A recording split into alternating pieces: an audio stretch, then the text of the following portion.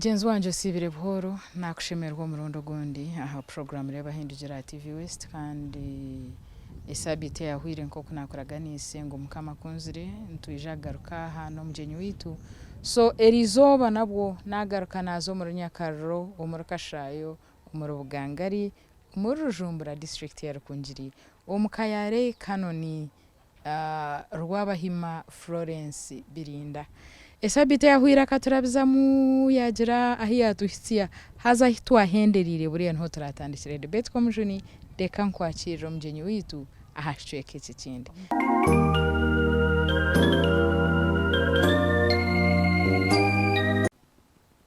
konkebira hanga kora hanyuma y'imyaka 32 muntu we nagaruka mu kanisa bambi twagitwa naye bare mukama mwagiturwa hi ndiye kanisa yanje ejo yes so yakureta kunuya yes. wabo mukazi officiale yes. konka otine bhandiko ntabine konke binte bindu yena byatere ntabine harho kwenda no kuba wamazima wedding day yanje iyo program yanje inabenye no muto kakuriko kusima ruhanga oh dear habwe byabira nkori ibindi so wedding chonke choncho cha ekikurumu okaorinzire moment yo kuba simbisa amajo akatuti okasima kasima ruhanga that day program kakuri Thanksgiving so aha wedding day yawe okawazira abana bawubona bawireyo mukazara abana bangahe tina abana batanu barinka habana abo abana batanu ni nabana mushanje mu kibugomu babiri nabarongo binashangira umukija wanje aine bakabine myaka 2 wabora umuzo mukuru ni Dr. South Africa omahabarongo abo umuzo umuto nakora na bikurungu town council nka health inspector umuzigijo gwanje ashwirwe kizoba umujo rukurataho nakora na Red Cross ekayenjijo cyama bataga kutukura ijo kandi iriye yama bataga braka nugo muzo wanje wo murongo ari South Africa so no mutwara kakashozi kona mwambukana kuriya ekanisa ije escorting ro mwitakarya ijo kanisa is escort in our land okay yes then umuzo muto murongo ariyo kureba ha mutogo muringwa nawe hekayeri so then abishiki ndije aryo mu makage ntungamo ndije aryo mu makage isingiro akishika bucuranda kutwashomera hamwe ko kakirya karoyo konkana kakora hi kakora ne satani ro farm mu Kamparo so ahorho wenka ahandi honyenga nabijkurumba shomera koko bona bari enju ogirumu wenka naze yakunimune munyenka konkanye ne mabozo banje bashatu babakozi hangari yo muheze wanje okay so twaherero kirishitagata o myaka 20 eriya ate mu myaka 20 bakatukora umurumo yes kuna birindi kitagata habaho program ekaza it is a United Nation program na hate kiriho yatandika mu Uganda nama district 8 one of the district yaba Bushenyi the Greater Bushenyi nabandi omwe omubazarsa abatoreinwe omu Uganda kuza kujoininga ejo program bakamba jeta batejo program NFPA eyaresera yashomisa abazarsa bacyaro so ndi omwe mu bazarsa 16 aba bandize kuzo mu UNFPA Uganda. So bampa bwa in charge bwa that program in Bushenyi district, the Greater Bushenyi. Obwirobwe Mitoma kekiri, I mean Kitagato obwirobwe kekiri go muri Mitoma, Bunyaruguru, part of Ntungamo, name it. So na coordinator wejo program. Okay. Ina coordinating myaka 5. Okay. Kandi ORS radio program. May his soul rest in peace. Late Dr. Kashayo. Owanchuzi Njiri. Nka coordinating radio program. No mukazi we Lydia Kashayo. May she live longer. Amen. Ejo program na coordinating emyaka 5. Omuri Greater Bushenyi. Omu Greater Bushenyi. Abazarisa ba Mitoma, abazarisa ba Shema, abazarisa ba Bunyaruguru, abazarisa ba Ntungamo, ababo mu cyaro traditional bus attendant. Umushomesa wabo ni okobwa n'abantu naturally abine obukugu bwo kuza abatine bukugu abakweta abazarisa abakweta abakoratizi n'aba training. So iyo wabahereza obukodyo obukugu kukira hakubaye bari. Yes. Yes. At the same time n'aba member wa national team Ministry of Health. Abo kugira ngo nkaba ndi coordinator Greater Bushenyi. Kubizire gukora evaluation hanyuma y'emyaka 4. Katuri district 8 mu Uganda. Bushenyi niyo yasingire. Okay. Mwenejo yayongera kunkura ahabishanirizo. Minister of Health yamanya. Nabuganayo munywano wanje Dr. Bazirake arahahurire. Sheja umamukama. Kama mundindiri. Amen. Taro cyabere kikore ko mu UNFPA Rwabahima batanyeseri. Mazum. Wa kanya wa baburahamuhona munonga. Bantembesa nenyonye mirundeje. Orukuzahi. Kaza Egypt. Kaza Prague. Otyo. Because of UNFPA.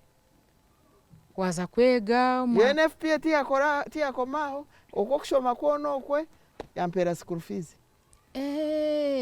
Obo yongera yembiraso mbirasi ogera sponsor nyuma yawo.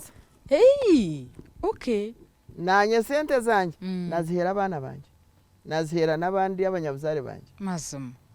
Nareberera neka yanje. Yes. Yesu ari mu wezi. Amen. Now wanyuma y'imyaka 5 kutwabe tushirwe mu myaka ejo bakurigetinga Ntungamo district. Mwana wanje Dr. Kashayo yanyeta ati nani ngushaba ngo nkirize banshabere kuronda nansi kuko ebembera Ntungamo district ati mwene nata izina ryawe ati nogenda nada yangambire bigambo birungi munonga ati togenda no kitera kodo mu office ati nkakugira ngo Rwabahima icyo kigambo ko yakingambire cyataho umbongo bwanje yampandikire bara natandika district ya Ntungamo.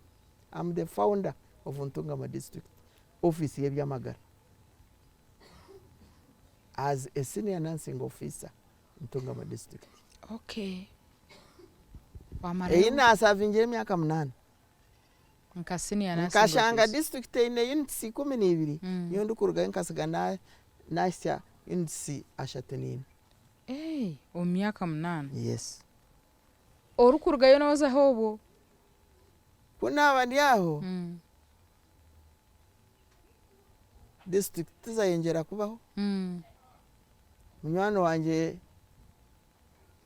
Rwachayo. Munywano wanje tubakurigetinga Kanungu district. Speed.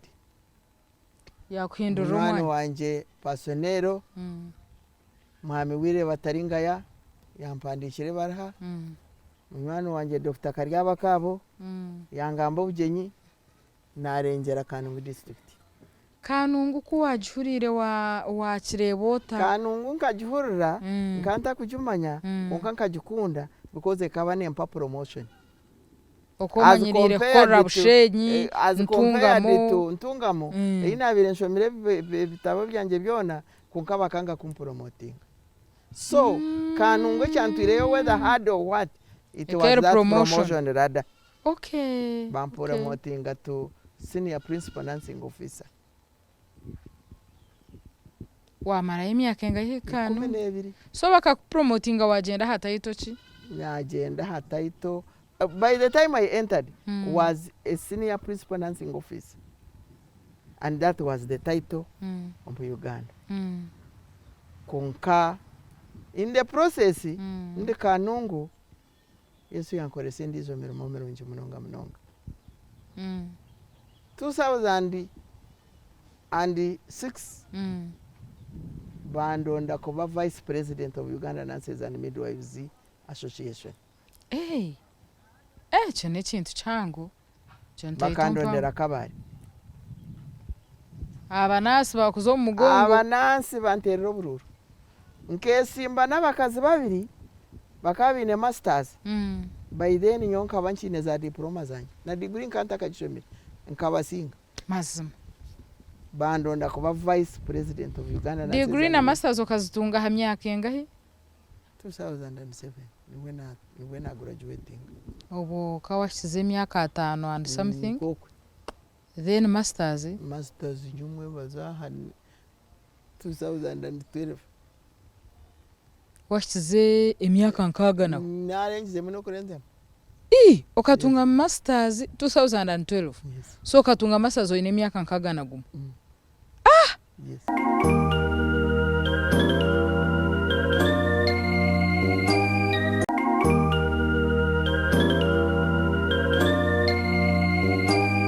ni cyanguhira kitomuka yikuruwe myaka nkaga kandi ndi hara online ori ha online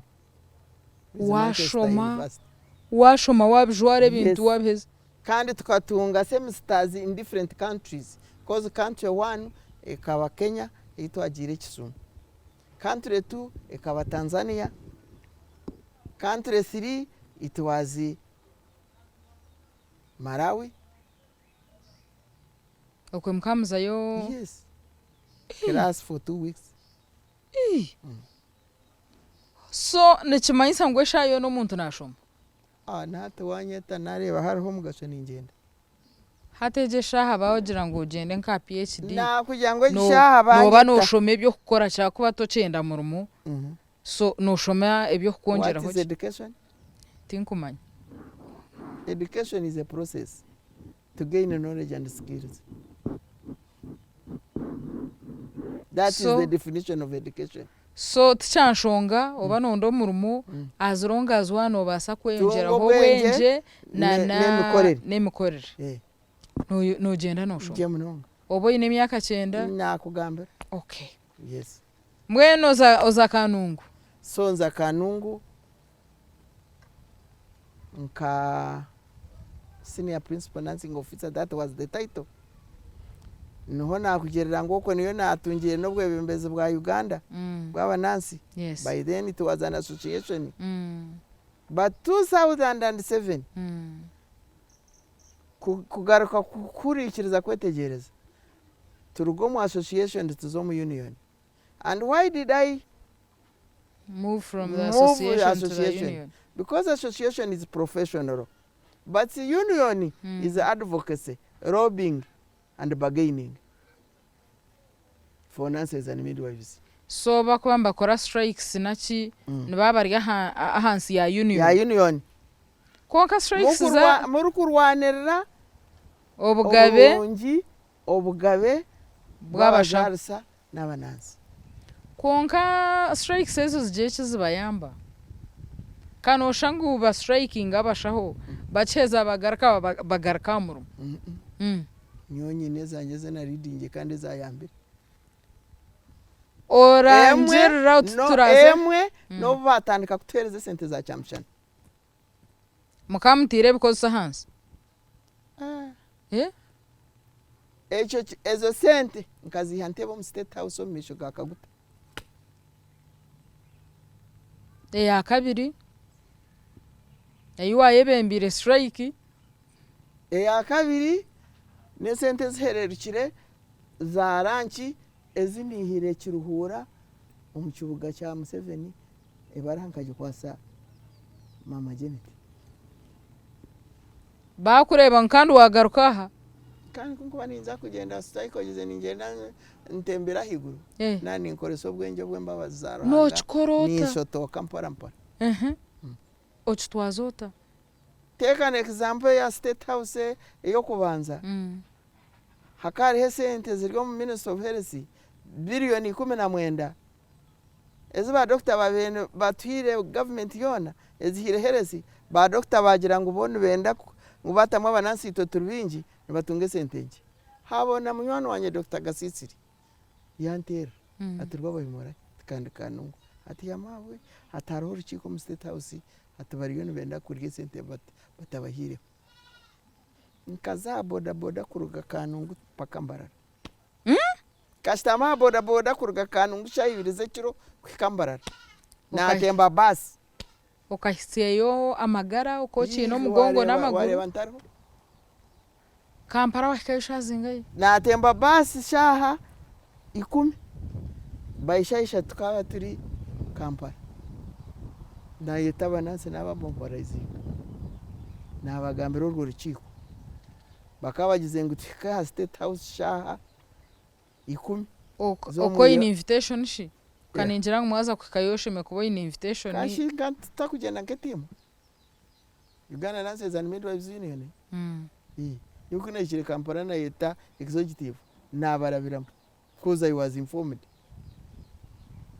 tukaturi suppose ko wantika State House shayi bagenzi banje bacererwa to haika shayi 11 n'ecweka batucinjirana ko batucinjirana nyo narwo mu motoka natandika complaining nko muri Nyankore kandi wareba ntati ntitwaturya bo kuhika karente mwene batucinjirana kurunogira ngo cyabasika omushija w'umusirikare akariyo mwe ati wo mukazi we ni woryo mu borikiko nte kandi tubaba twesere twoka twacererwa ati mwene nkora byo mukija kace ati rero ntikashe bagenzi banje tugire ati tobeta nyowe ngaraka hero kandi wanda bizakiji natahamo kuguru kumwe mundo kundi kwagoma hera naterera bari imotoka mu gisigo muyije tutahemo bija ko bashikira utwataha mwashango chitinsa twashango chitinsa atakashikiriho kashoboka bacinjirire ki obwire ochitinsa kabazi bahire zikabazi ciza wi kasha zahwire wo chitinsa katakizire no kwija buri kayine biragiro byayo tata ninkureba yowa kwiho P1 nerizo abantu mu class intebe yanje turo misho kuna tahira mpirwa cyangwa mishwara wa state na stamo misho aho mushija wa mukama yiziri yagira ati hari mu nyesire ngo nimwende sente ati mweshe sente nimwende zaki ati kanshi ataba nansi atanabazarisa ati kana babona bonesa abakazi aya akomere nho natandikira ko bagize ngo babuze nti atakangarukire mu kana yemerire what you Your Excellency, I'm from Canon district. I'm a midwife and a nurse. You have talked about the nurses and midwives who are rude to mothers and the patients. And I wish you could have found out why.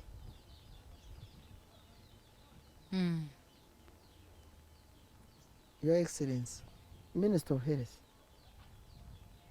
by then, today who is late, Maringa, ask him, inquire from him. There is Health Center for Concept, which is all over Uganda, with doctors' houses. But how many health centers are functioning?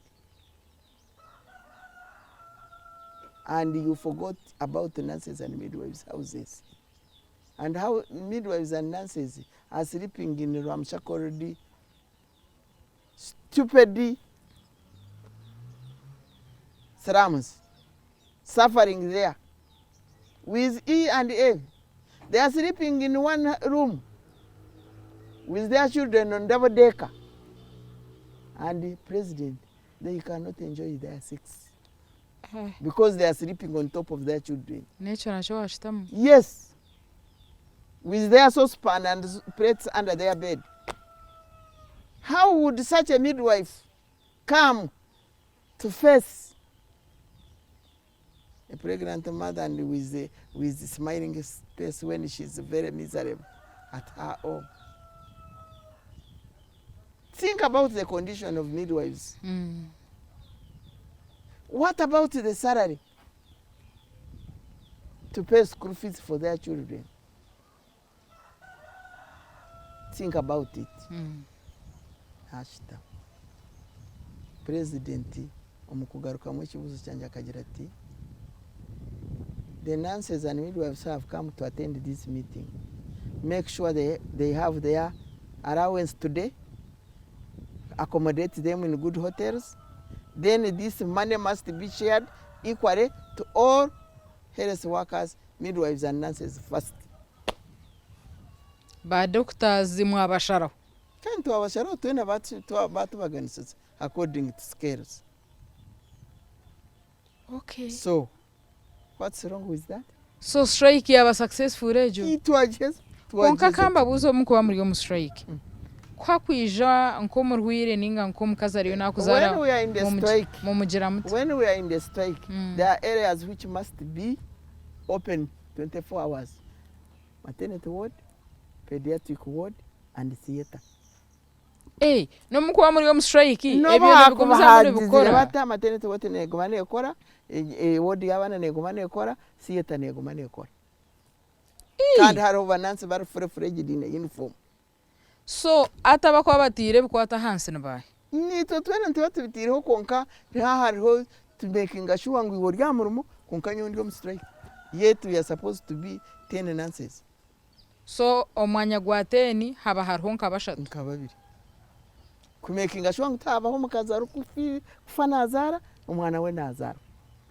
Hatabaho akana kato kakakonvertinga kakafa. Hatabaho rukwenda kusemezebwa ngo siyeta tekora. It's according to law and act.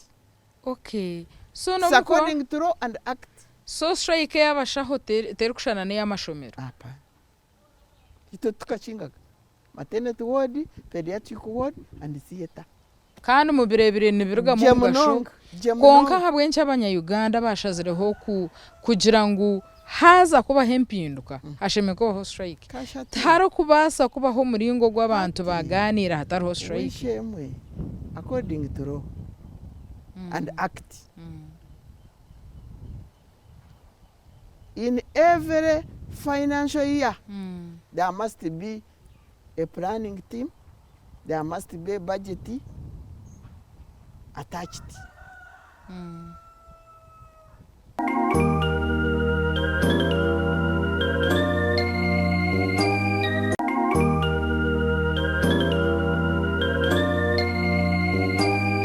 Law, you yonka by virtue of law and act. Ibintu bishemekwa nibibabiro. Ombuteka. Konka kubikubura kuba ombuteka. Nico kikutuma abantu baza on strikes. And according to law, you strike is allowed. Yes. By law.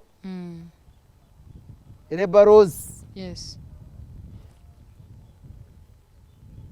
Konka umwana muza kuzomo strike. Labor law. Nayo neta yebyayo. Like as I have said. Maternity ward, pediatric ward, theater must function. Mutita abantu. Konka ni mu interest zanyu zihururwe. Kandi zikorweho. Mweno ni kiyamba ki omuzarisa kuzamura mu 24 hours 36 days 7 days atine hokora. konka nogira omwana we ari kwenda ku school fees aina akasharaka rero ngo nubabona ezo kugurira abantu t-shirt ngo benda bururu kandi ekera aho tinkwenda kuzo mu politics konka nogira ngo ihanga ndiyo ryine sentence ninga hariho enshonga eri kureetera ebitongore bimwe byagira obusente buke n'obundi ninga nogira ngo abamwe n'obutasimwa kugira ngo ekyo ekitongore kishemerire sente nogira ngo enshonga ebe back once again to act and law. Ministries, irrespective what ministry, every year there must be planning, work plan, and budgetary attached. Nicho bakutandikira okwezi kwa kabiri nibakora ekyo then okahura ngo kwa mushanju okwa mukaga bashohoza budget bagira biremu bari kureba ngo buri kaya sector buri ka unity kasheme kwatwa kundu kurugo mu government nagaruko mu kayanje nko mukazi hato kwezo ko kuturumu nuko kutegura aho ndahinga ibihimba nkategura ibihimba byo kubyara imwe byo kumanya nko biwashanganduzira igene fertilizer yo kutwara umuserwanya so government chemeye kuba ne planning depending on the ministries it has kandi government on the population it has kandi cyenyini government n'ekikora abo kwancho bakushomera na budget bakajya ngo uwo ministry hari mwezi hari area so echa planning no range korwa kube kwikafera ekyo mwene nikisha kone bakukigarukamo abo kuboko nyoti tinkora kitwa bakama ba abo kwa himfuza kuchira ha if I can supply if I can simplify life nikitwa bakama bacho ahimkuza kugera according to work plan health center 2 ije yamurwa esheme ko bane be n'abazarisa babiri banansa babiri irokoze niyo barugura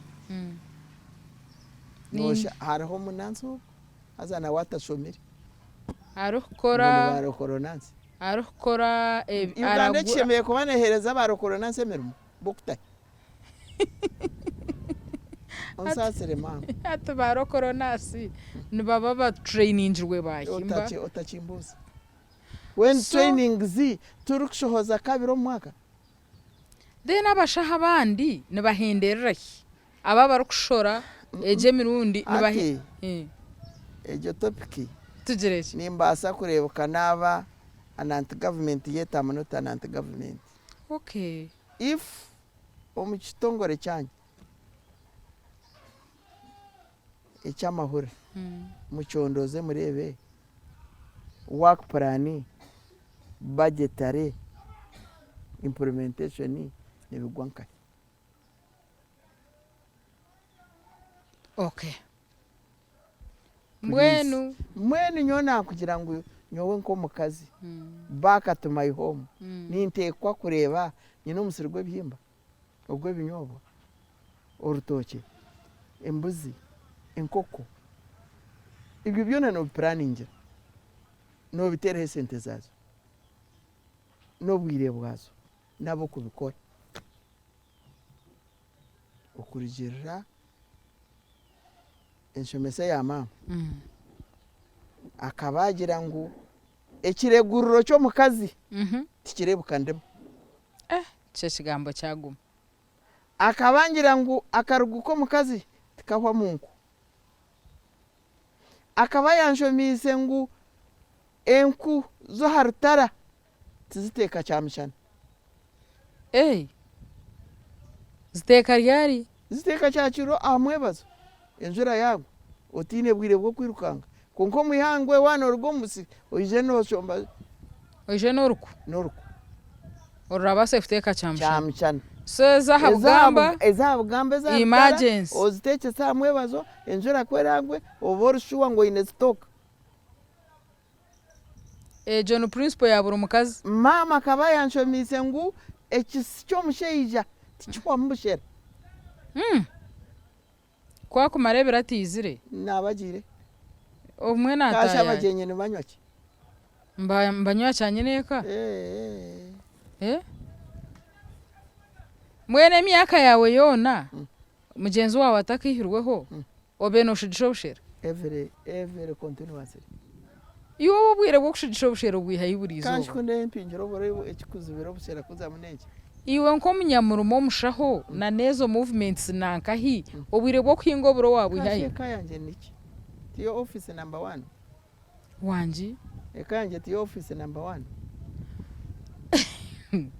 so nanumu iwo mukazi webitabo mukazi aine masters aine diplomas zeziri kurengina aine certificate aine bachelors oyine obwire bwo garuka kwingo buro ekitabo kya Bible nikigira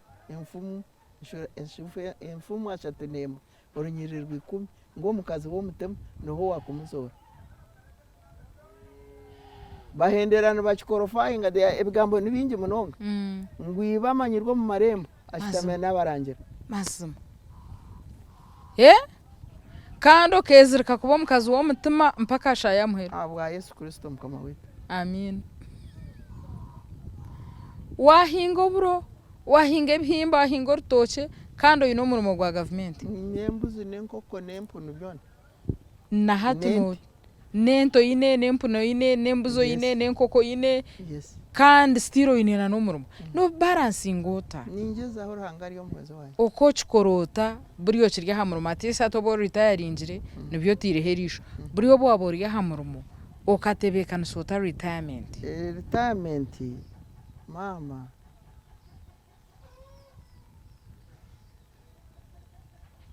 zitari imbabazi za ruhanga abakozi tushemahara by words I'm happy to inform you I've been given a job oyebwa ngo bwire burya koryata mandatory retirement oje nguno gikora mu kwezi ko kutahiramo no wagikozire kare turabiremu aha muntu kwa kubasa kutebekana sa retirement ninga sho kuhumura kwe okumura nico bari kuzokorera uri kuza kutandika gukora bakamanya ngo ine myaka ngari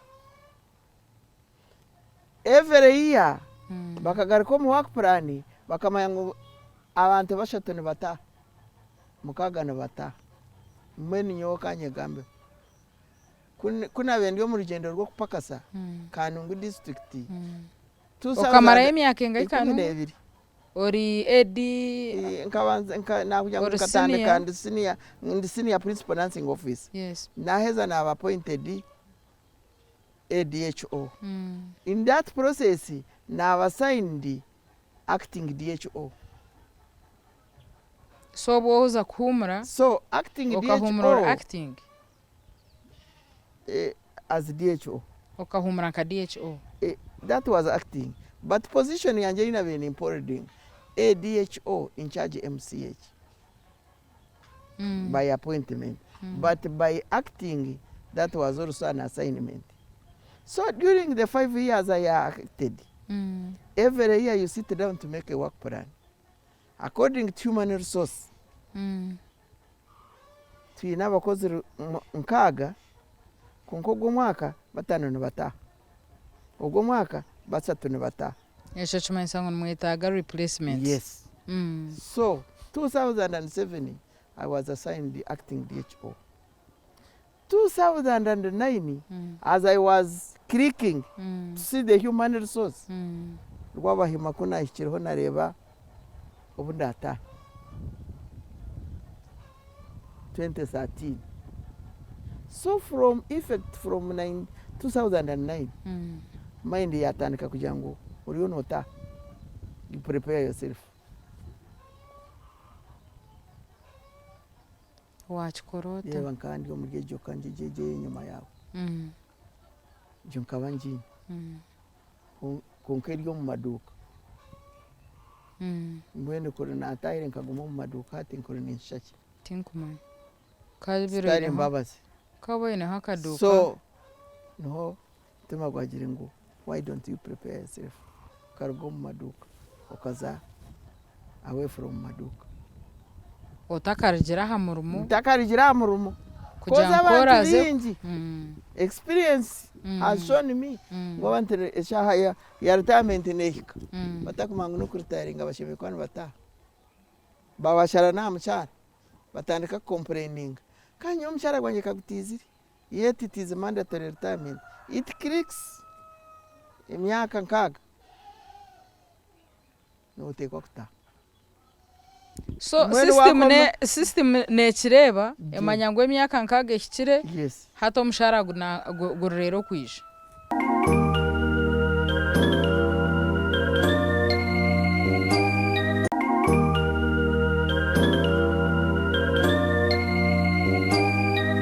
kashi za gratuity za packages za pensions ebyo byija rya no bya prayinje konka mabanza bakusharaho ogumano yebuza ka hatine kizire ka message kakata kwije konka shino yebirwe myaka so 2009 kuna bendi yo mu work plan nintama abantu n'amazina gabo according to alphabetical order Rwabahima come 2013 July you will go home. Kare I started preparing myself to summarize that life. Nyobo na rugahamurumo 2013 umukwa mucanjo buri kintu cyanje cyo nakikakira ready according to public service. Nkataho kwa mushanje biro 30 okwa mwenda I got my package. So ko twire no yetebe kanisa no yohereza whatever that is supposed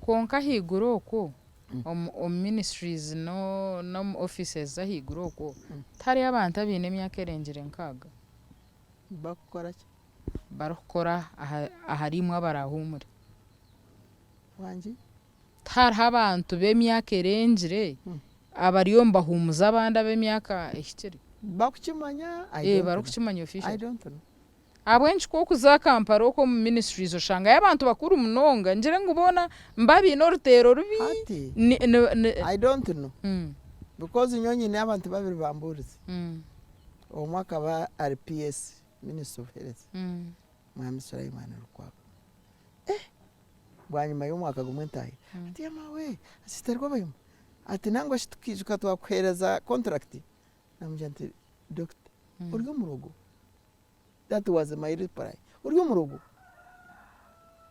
contract yo gukora ki abana banje bashomere babuzire mirimo rero nyongo nira ameza okay meaning mbabariyo konkabine contract cha person wa Kanungu Canon Josephine Kasi ndaho kunaza because nkahumira 2017 aba ministry bampereza supervision ya Rukungiri district na Kanungu as a district supervisor when there was an activity of immunization picked by Minister of Health kuna bene mbuka Kanungu ndeba ati nango shitukama twako iyo gukora ki mukani musibana munjumira rero kandi nguma ngo nyine mu contract hati kandi tinizo mutinizo kindi mazum okay so ka retiring honorably all right izoba naruga Kanungu izoba naruga Kanungu pick up yanje kabanye ne laptop yanje na handbag yanje no mukeka na piro neshuka na burangiti bindi byona nkabana biresire kare mpora oko tuire no leta ho chimwe oyetebeka ketebekanise so kwakira hawatandikira ariki nkabana atandikire kare raifo kadishangota hateri etari yo kuzo mu office laptop ejo jiguro korra hochi retirement ukagitandukota uko hatu wamara myaka ikumi ekiba kweta 24-hour service nyoni ntekateka ngutinkagira iki konka etakunstraininga munonga na kugira ngo nkabandi vice president wa Uganda Nurses and Midwives Union 2016 and when I relinquishinga that position bandonda nka national treasurer for the same organization 2019 nayo nagirelinquishinga na kugira ngo ndi representative wa Southwestern to the midwifery executive I'm still there. Nobwo kuritaringa ezo positions za union zigumaho. Yes. Na kugira ngo ndi chairperson wa Ethics and Standard for CONAM, that is Confederation of African Midwives Association. Whenever there is a conference, whenever there is a meeting, I board the flight and go. Okay. Presently, I'm the chairperson of the Board of Trustees for Uganda Nurses and Midwives Union.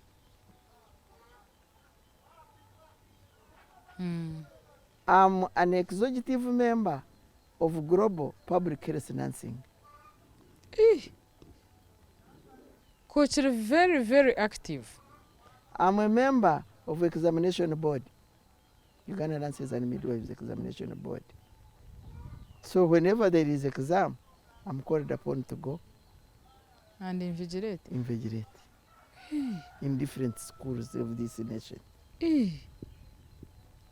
When there is interviewing nurses and midwives to enter training schools, I'm called upon and go interview. Hati nchirebeka kuwa herize kuritayaringa. At different zones. Emirimo yayongera kukirobo wabo utakaritayaringa. Nyangwe keyongera. Konka neka yanje tinkagireka.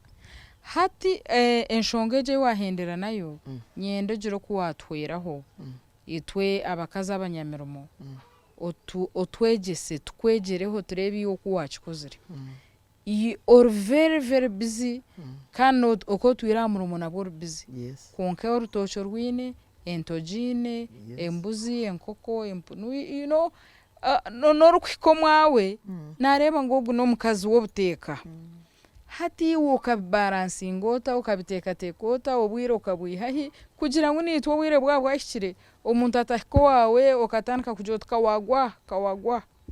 Amen. Mbwenu ruhangana gabengabirano omiringa tarakushana na kugira ngo mushija wanje akaba napakasa tukabugangana raryo mpakasa we yija ya habaho first mandatory retirement ya government korera wajurireho ubwo nubwo yata so we yija yaza base konkanyowe emyaka yanje 8 yantunga if I can use every wakatano nkabanyanta urwo kubanza nkera ngarakamurumo. Okay.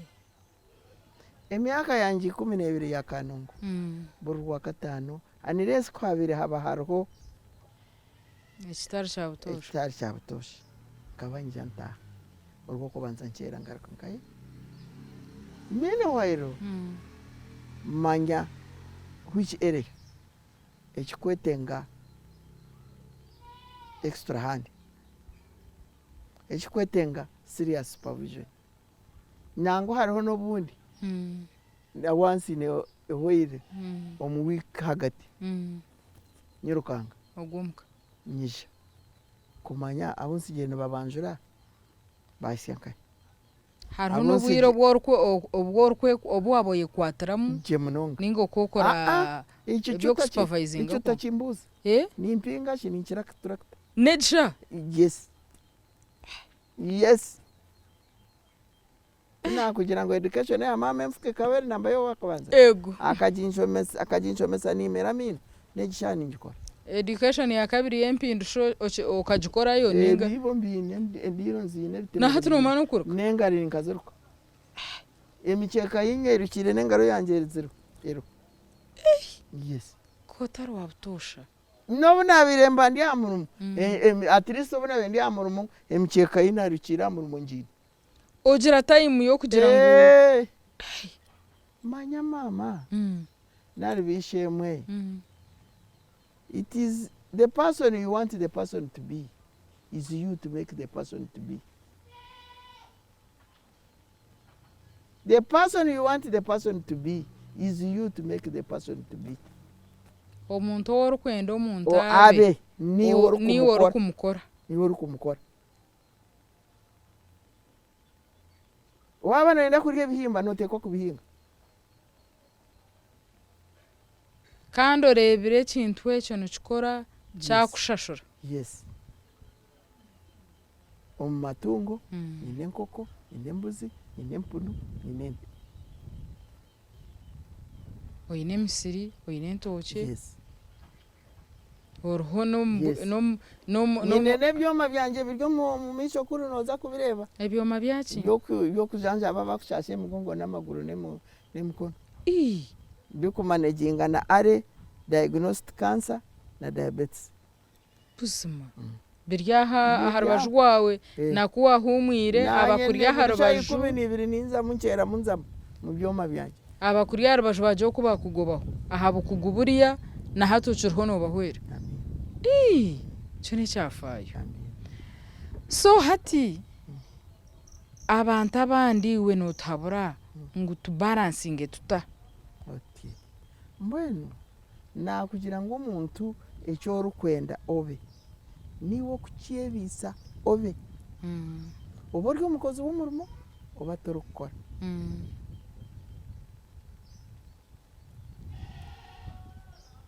kundu kugaruka enyuma omuntu tarukorwa teacher owo mu primary nakorwa nyina nishe and more so a woman. Nkabasubwaki abakazi abo bakweta abakazi borora abana bakiri bato baborora bata amwigisha cyo shemeye kuba nayaga no kuramusya amanya no kwegesa omwana no kwinga no kumwegesa no kweyerera no kumwegesa no kusimura no kumwegesa no kozesa wana no kumwegesa no kwinga omusiri no kumwegesa mbona omwana aruga buto no bibiri eri kugira ngo omwana mumanyiza omuhanda kwari kuratarigirata atari kurugamo nihe enfumu y'abanyankore eri kugira ngo akatikinikwa kakiri kato niho muzungu ari kugerera ngo the child upbringing determines the future. Enfuka ina kugira ngo ni ikinga yamaze mama kajinyegesa ndi muto ekarama yindi kugira ngo nimpandika buzima tata nawe yanyagise kwandika mu kitabo kuraterera mu stari menyu guteka kabaga okayegira onga kwari kwenda ngo teacher wa primary akwegeseza omwana wawe kora musya kozesi wani kusimura nobe ayeshobire aina abaniga no mu klasi narara mahiri 5 kwika primary school omwana wa school fees bambingire nyomwazo na part timing X and B and O aine time yo korora omwana mmene wambuza ngu nkahabura cyo bagenzi banje tukugira ngo nyondi omunyabwenge munonga onkana nincha bangu abazire tworora abana tumwerere turumta na no mwana yaba rya hishomero oba ni secondary school oba ni haya umuzire mukurati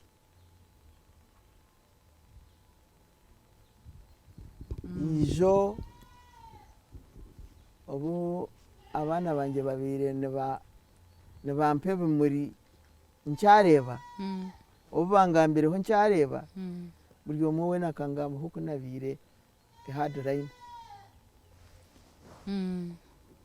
and true ukaba hard line abashwire n'abashwire iri zuba n'abakwata muri bakareba yes tora umwango abashwire n'abashwire iri zuba n'abakwata muri bakareba soronga nkureba hine cyaburabura ikintayitegereza ikintakunda okay nabakamwana bawono bakwata abana banje mbatire kuko atari ubundi atirira mu kibuga mazima umutero mu kibuga bwaki waza kumuhemura rero abantu bamurebe iwe to disciplining abana ensi ne bareba bwaki okay ohemura umuntu okay icyo naco twacura hati nyowe atari izoba na rumwe mama yabiraranterira mu kibuga akuterera hiyo mucenje umukiyungu no mucenje ndetere kintu ukiza kukaba yakwikira mazima yes okay icyo naco twaceka bakamwana banja mukama bampero muji amen bahika hanyoni nzo mu kibuga kutera umupira bazokwe ukiza futaho munjo hura mama mu kibuga akaho mama mu kiyungu kiturugamo bambi that is nice yes mugenzi wanje ahabwe nshonga y'ubwire twabasa kwenderera izoba mbwenu nyikiriza twenderaho kandi esabiter kwija ayitwa koma hati niho turatandikira